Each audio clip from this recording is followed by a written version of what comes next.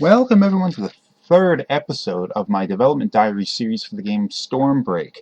Now in this episode I'm going to be showing you a little bit about what kind of style I'm going to be portraying the characters in the character faces, the character busts that will appear next to the dialogue during the game.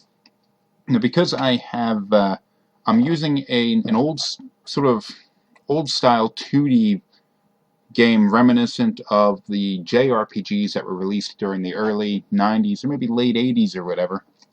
The characters don't have much in the way of emotion. You can't really show that much. You can put like little bubbles above their head showing question marks and all that kind of stuff, but it doesn't really convey much when you do that kind of thing. So what I've decided to do, and it's something that a lot of people who do this kind of stuff nowadays do, is to display large character busts next to the dialogue, showing the character's face, possibly showing different emotions and all of that kind of stuff. Now the way I've decided to do the graphic style of the game, though, kind of gave me a little bit of weird problems along the way. As I mentioned in earlier episodes, what I decided to do was, instead of going and just putting like doing pixel art and all that kind of stuff, which I'm not particularly good at, for all the in-game assets and all that kind of stuff, I decided to go and do something more along the lines of what we saw in Mario RPG and Donkey Kong Country, and render the characters, environment, objects, and all that kind of stuff in 3D, and rasterize the image and put it into the 2D game engine. Now I'm doing this with a variety of tools, mostly Blender. I'm also using the tool Make Human to create the player characters. I was doing it all like by hand before, creating the character models and all that stuff, but it really didn't look that great. So I decided to save myself some frustration and give myself some better looking stuff by using the program Make Human to create the characters, and then I adjust their appearance, add clothes, weapons, all that kind of stuff, and pose it in the game in the software Blender. But when I did all that kind of stuff and I created the character portraits to be displayed next to the text, they looked weird. I did not like the way they looked. Look at this character here. I do not like the way she looks. I don't think that's appropriate to display there. So what I decided to do is to go and import these pictures into Photoshop here and do a simple distortion on them to create a little bit more of an artistic style.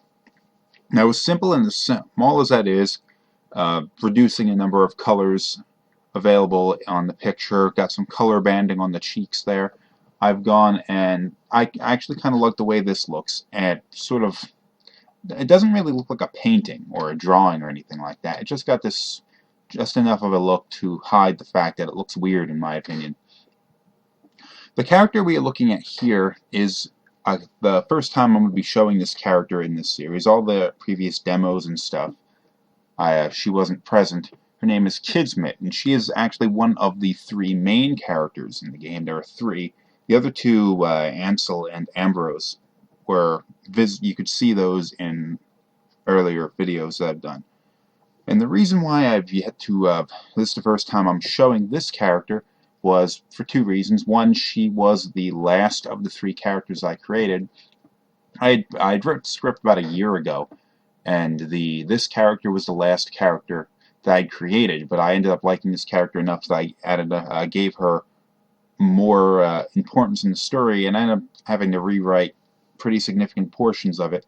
And then I was like, you know what? She's a freaking main character. One of the three. So at different points of the game, you control one of the three characters. Kismet here actually spends more time with the character of Ambrose than they do with the character of Ansel. They all start off in different parts of the world, and depending on what point of the game you're controlling different ones. I've also was really difficult in deciding what the look of this character was. I'd created multiple different character models. This is like the 7th or the 8th version of this character that I've created. I'm still not happy with it. It took me a while just to decide what I wanted her hair to look like or what kind of clothes she was wearing. And then, as it is, I still don't even like what I'm looking at now. Clothes in particular is bothering me, because I had always envisioned this character wearing like a cuirass, something that covers her armor from her shoulders down to her waist and doesn't have any sleeves. And the reason why I chose to put something else here is because most of the other characters don't have sleeves either. It's weird. I don't know why I decided with the other characters to not give them sleeves, but this one, I had to have sleeves. And I don't like the way it looks, so she's probably eventually gonna end up changing that.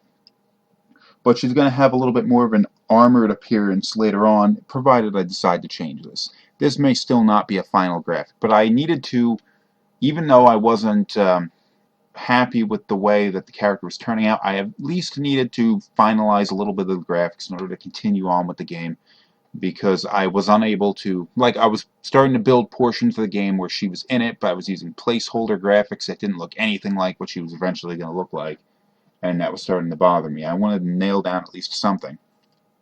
So here we go, the third main character, the third and final main character. There are not four of them. There are other important characters, just to be clear about that, but like the three central characters to the story have been created and shown off. And I will be copying this photo into the game engine, and in future episodes you'll see more of this character. So thanks for watching, and tune in next time.